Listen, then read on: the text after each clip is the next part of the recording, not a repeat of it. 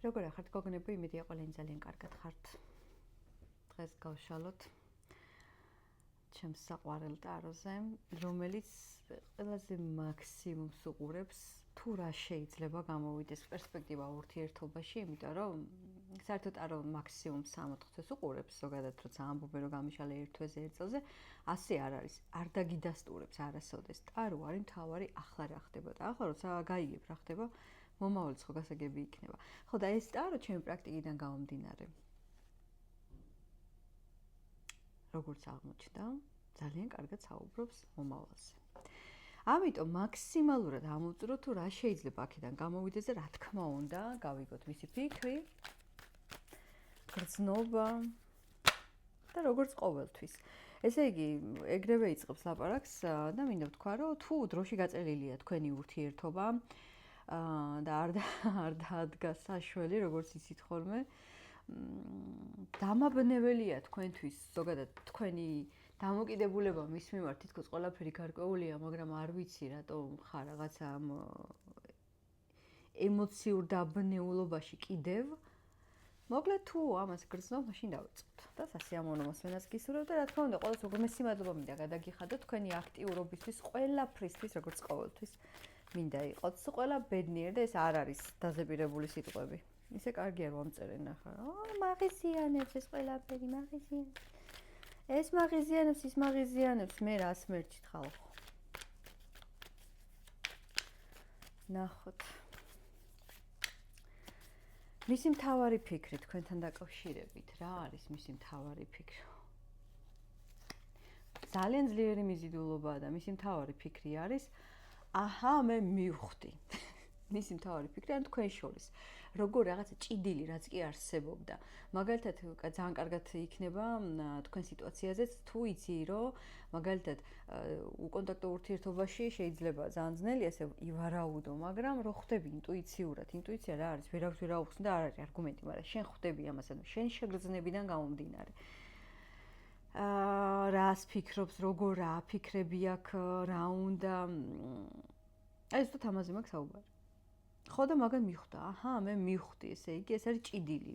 რაში შეეჭიდეთ ბოლოს ერთმანეთს? რა დაპირება იყო ისეთი მაგალითად ეს მანდა მეც კარგი იმას კი არ ვამბობ, რომ თან უყურებ და მაგალითად დაპირება რომ მეყვარები მთელი ცხოვრება ამ დაპირებებს არ გულისხმობ მაგალითად აი გაჩვენებ მე შენ და უჩემოდ როგორ იქნები და მსგავსი რაღაცეები რა.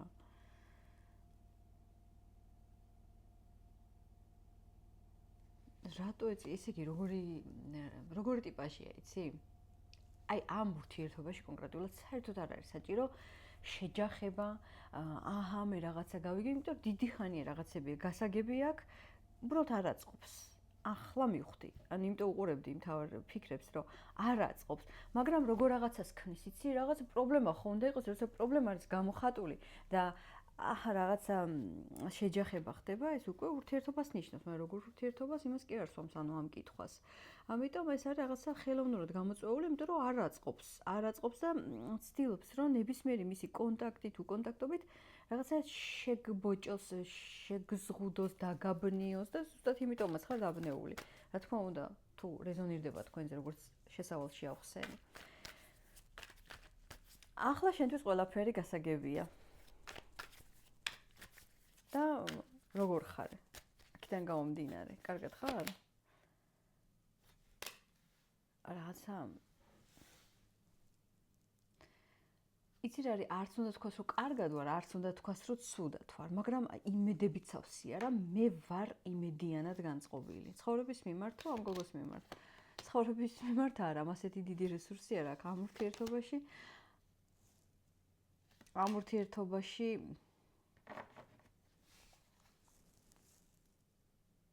არ ვიცი, სანამდე გაიქცევა.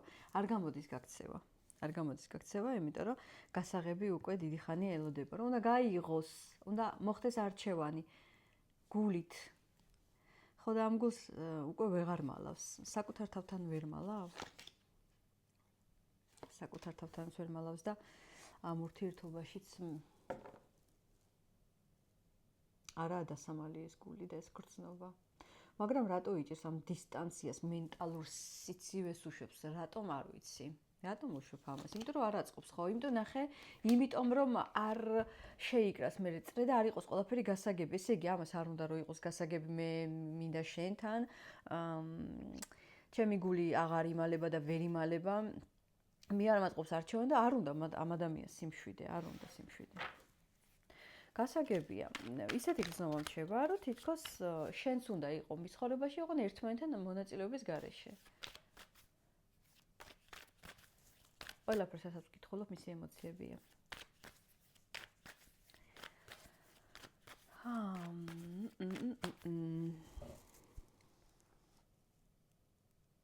კითხვა რომ დავსვა რა გინდა თქო? გასაგები ისედაც რომ არაფერი არ უნდა ჯერ. შენგან რაიმე კონკრეტული არის დამოკიდებული. აი შენგან რამეს თუ ელოდება ისეც რომ იქნებ რაღაცა თავს იფასებს, ხო? შენგან შენთან თავის დაფასება აუცილებელია, იმიტომ რომ შენ როგორი ხარ, შენ უკვე სტაბილურად ხარ, შენ უკვე კარგად ხარ და ამ ადამიანმა იგრძნო რომ ეს ადამიანი არ არის ჩემზე დამოკიდებული.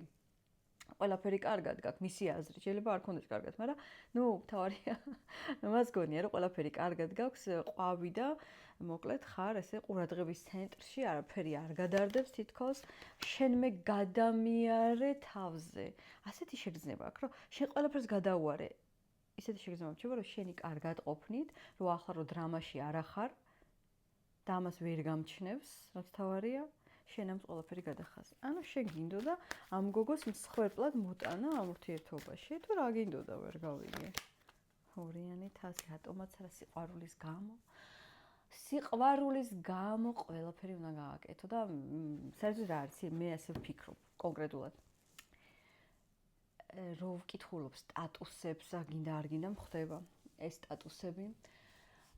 და ადამიანის ფიქრები და წარმოჩინებული ხალხის მოსაზრებები თუ რა არის სიყვარული და მე რო ვფიქრობ ჩემს სიყვარულზე და მე როგორი სიყვარული შემიძლია გეფიცები ჩავარდები სასოწარკვეთილებაში, იმიტომ რომ სიყვარული არ არის ის, როგორც ამბობენ 100 სიყვარული ჩემი პირადი შეგრძნება, მე როგორ მესმის ეს, იმიტომ რომ ძალიან დამაბნეველია ეს ყველაფერი და ძალიან საწყენია, იმიტომ რომ ჩვენ არ შეგვიძლია ესეთი მაღალფარდოვანი გრძნობების გამომჟღავნება, მაშინ მართლა მსხვერპლი უნდა იყო და სიყვარულის გამო ამ უნდა დახარო თავი და რა ვიცი, მე ვინ აპასუხისმგებელი, ვის უხრი თავს.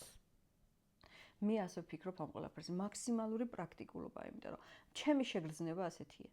ხო და ამას ეს ასე ფიქრობს, რომ სიყვარულის გამო შენ ეს უნდა გააკეთო ესე წარმოდგენილი, დაგინახო რომ მსხვერპლი აღარ ხარ და უკვე გადამიარე თავზე, ანუ უკვე შენ ხარ დამნაშავე. ესე იგი ეს ადამიანი ფიქრობს მარტო საკუთარ თავზე, შენ რას გასცემ. შენ რას გასცემ, ამას თუ ვფიქრდები, შენ რას გასცემ, ამას ვფიქრდები?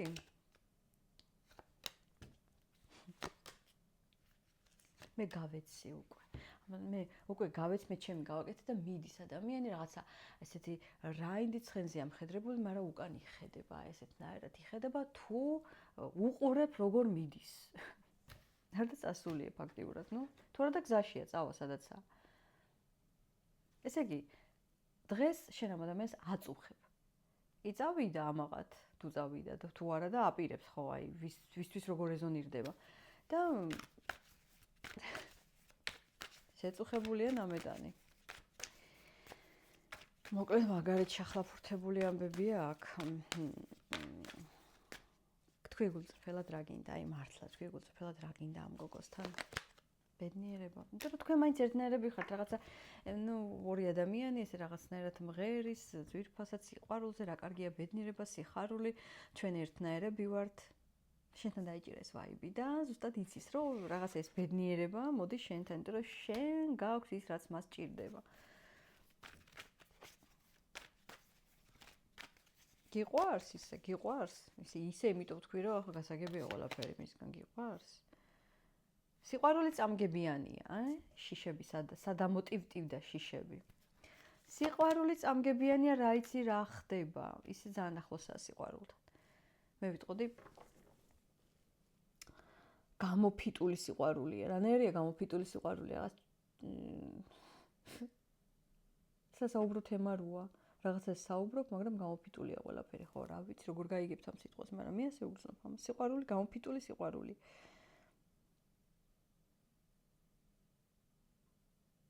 ამ ადამიანში ცხოვრობს რაღაცა იმედი, იმიტომ არ მიყვარს იმედი. იმედი უნდა გქონდეს ღმერთმა მოგიშალოს იმედი, უნდა გქონდეს კონკრეტულ რაღაც ძალიან ისეთ სიტუაციებში, მაგრამ არათუ სიყვარულში, არათუ ურთიერთობაში, იმიტომ რომ ჩვენ იმიტომ გვაქვს ენა და იმიტომ ვირჩევთ ერთმანეთს, რომ ვისაუბროთ ამ ყველაფერზე. და ეს იმედოვნებს, რომ მე იმედი მაქვს, რომ აქ რაღაცა იქნება. არა და არ გამოვრიცხავ იმას, რომ თქვენს გეხებათ მესამე ფაქტორებში ვინც ხართ.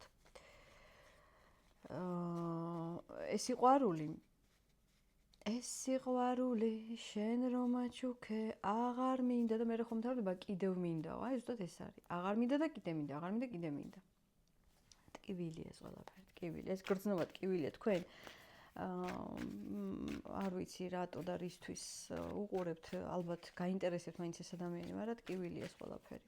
რა შეიძლება აქედან გამოვიდეს? რა შეიძლება? ვიათი სულაპარაკობ, რა შეიძლება იმპერატრიცა? როგორ მიყვარს ეს იმპერატრიცა? ასეთი პოზაში, ესე მარაოს იფრიალებს, ჩემს ავი წითელი პომადა უსვია.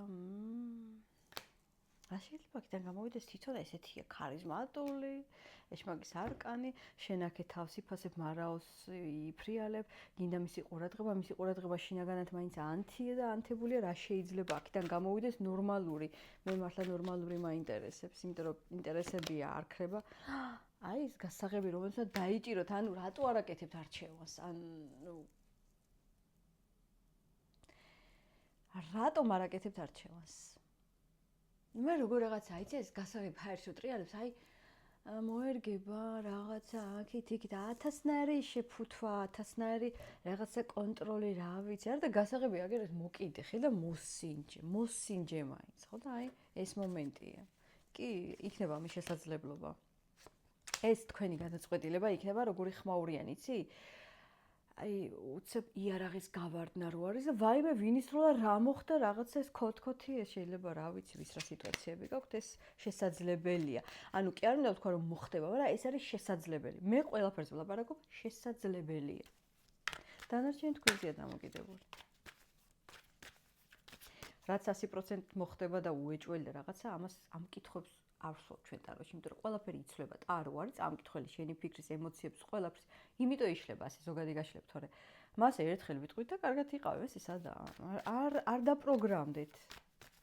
იმიტომ რომ პროგნოზზე მეტად შენი დაპროგრამება მუშაობს. შერისის წამს და გჯერა. ერთ არკანს დავამატებ კიდე. მეთასების ტოზი, იმპერატორი, იმპერატრიცა. რა ვქნა?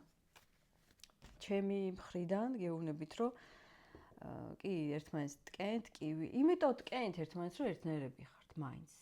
არ ჩვენ ხარ მამა აბრანის ბატკანი, როგორც გიყურებ. თვითონ რაც არის კი გითხარით და მოკლედ რო იტყვიან, რუსულ ანდაზებში მაგარი ვარ, მაგრამ რა ვიცი, არ გამომეკიდოთ ახლა რუსულზე და იმაზე და ამაზე. ქართულებში მოვიკოჭით, ნახევარს დავიწყებ და მე მიყვარს, რომ ასრულებთ თქვენ. მოკლედ, ყველაფერი იქნება ისე, როგორც თქვენ გინდა, თავარია სწორად მოიქცეთ. მაგრამ იმისათვის, რომ გაერკვიოთ თუ რა ხდება, ამისთვის ვარ მე აქ და მოკლედ ყველას გელოდებით კომენტარებში და დროებით.